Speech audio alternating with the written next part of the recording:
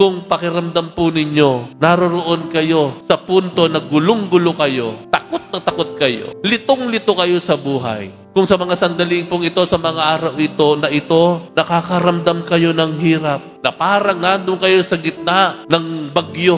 Kung narariyan kayo sa puntong ito, huwag kayong mag-alala. Hindi po tumatagal ang bagyo. Natatapos at natatapos ang bagyo. At ang lalantad sa atin ay ang bahaghari ng bagong umaga, ng bagong simula, ng bagong buhay. Kahit po sa kaguluhan ng ating buhay, kumikilos at kumikilos ang Diyos. Kahit po ang ating kaguluhan, mayroon pong kahulugan. Sapagkat ang Panginoon ang nangangako sa atin. Tandaan po natin, ang kaguluhan, takot, totoo po yan. Hindi natin maikakaila. Ang kabigatan sa buhay, totoo po yan. Problema, totoo po yan.